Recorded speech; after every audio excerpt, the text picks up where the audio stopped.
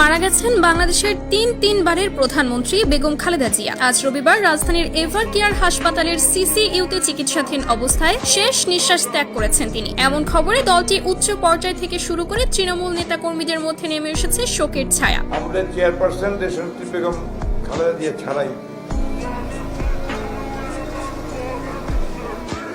Sorry আপনারা একটু বন্ধ করেন।